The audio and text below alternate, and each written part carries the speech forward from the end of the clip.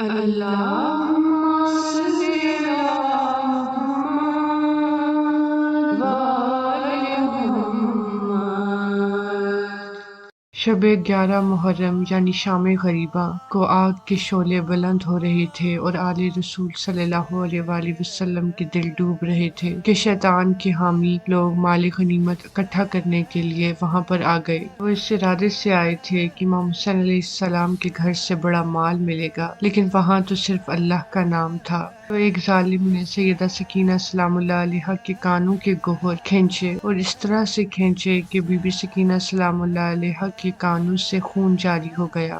جب بچی نے احتجاج کیا تو انہیں تھپڑ مار دیا گیا، اور ظلم و ستم کی داستان اور کیا ہوگی کہ کتنے بے حیا تھے وہ ہاتھ جو حسین علیہ السلام کی بچی پر اٹھے۔ اور کچھ ظالم امام زین العابدین علیہ السلام جو کہ بیمار تھے ان کو خیموں سے لے کر آئے، اور امام حسین علیہ السلام نے جب خیموں میں ظالموں کو دیکھا تو سمجھ گئے کہ ان خیموں کا محافظ شہید ہو چکا ہے۔ شمر نے ساتھیوں کو کہا کہ اس کا بھی سر قلم کر دو۔ اس پر امام علی علیہ السلام کی دختر جناب زینب سلام اللہ علیہا کو جلال آیا۔ سیدہ زینب سلام اللہ علیہا نے غضب میں آ کر فرمایا، کچھ تو شرم کرو، اب بیمار کو بھی قتل کرو گے؟ آؤ پہلے ہمیں قتل کر لو۔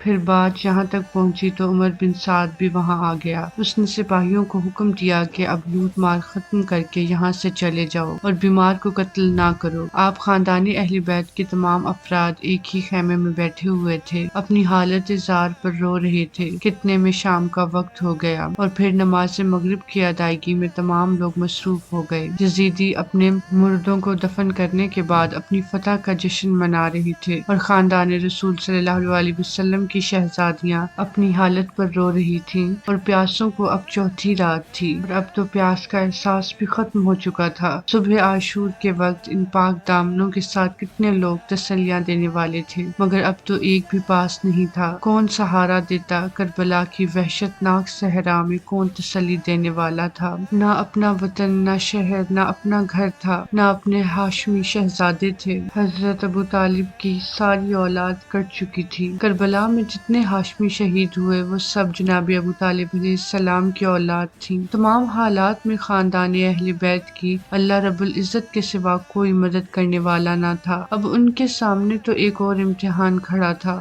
انہیں شہیدوں کی لاشوں کا پہرا دینا تھا۔ رات سر پر آ گئی تھی، امام سجاد علیہ السلام بیمار پڑے تھے۔ سیدہ بالی سکینہ سلام اللہ علیہا فریاد کر کر کے اس طرح خاموش ہو چکی تھیں جیسے موت کی آغوش میں پہنچ چکی ہوں۔ پاک دامنوں میں رو رو کر اپنا دامن تر کر لیا تھا۔ سیدہ زینب سلام اللہ علیہا کئی بار جا کر بھائی کا بغیر سر کے لاشا چومتی تھیں، کبھی خیمے میں آ کر بیمار کو دیکھ لیتی تھیں، کبھی بھائی کے لاشا اقدس پر پہنچ جاتی تھیں۔ رات زیادہ ڈھل چکی تھی کہ سیدہ زینب سلام اللہ علیہا نے دیکھا کہ ذرا دور ہٹ کر دو سائے نظر آتے ہیں۔ آپ علیہ السلام نے وہیں سے آواز دی، آگے مت آنا۔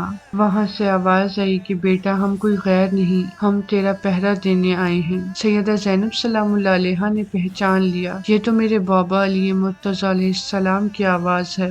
تسلی کے لیے دوبارہ آواز دی، آپ کون ہیں؟ پہلے بتا دیجئے پھر آگے بڑھیے گا۔ بیٹی ہم آگے نہیں آئیں گے، میری غمزدہ بیٹی صبر کرو، میں تیرا باپ علی ہوں اور یہ تیری ماں فاطمہ بنت رسول صلی اللہ علیہ وسلم ہے، ہم تمہارا پہرا دیکھنے کے لیے آئے ہیں۔ بی بی زینب سلام اللہ علیہا نے فرمایا، بابا جان؟ وہاں سے آواز آئی، ہاں بیٹی ہم موجود ہیں۔ بی بی زینب سلام اللہ علیہا نے فرمایا، بابا جان آپ صبح کیوں نہیں آئے جب آپ کا گھر لٹ رہا تھا؟ اس وقت کیوں نہیں آئے جب علی اصغر نے تیر کھایا اور جب بھائی حسین علیہ السلام نے جناب علی اکبر کی لاش کو اٹھایا؟ اس وقت میرے بھائی کی کمر ٹوٹ گئی تھی، اور جب قاسم کی جوانی لٹ رہی تھی، جب عباس کے بازو قلم کر دیے گئے، محمد کو قصابوں نے ذبح کر دیا اور بسرانے عقیل و جعفر شہید ہوئے۔ بابا جان آپ کو اس وقت آنا تھا جب آپ کے حسین کا تیروں اور تلواروں سے سینہ چھلنی ہوا تھا۔ آپ اس وقت کیوں نہیں آئے جب میرے بھائی کے گلے میں تیر پھنسا ہوا تھا؟ میرے بابا جان میں تو آپ کو اس وقت بھی یاد کر رہی تھی، المدد بابا جان پکار رہی تھی۔ دوسری طرف سے آواز آئی کہ بیٹی ہم اس وقت بھی آپ کے پاس تھے، آپ کی ماں بھی ساتھ تھی اور آپ کے نانا رسول اللہ صلی اللہ علیہ وسلم بھی ساتھ تھے۔ ہم نے آپ کا پورا امتحان اپنی آنکھوں سے دیکھا ہے،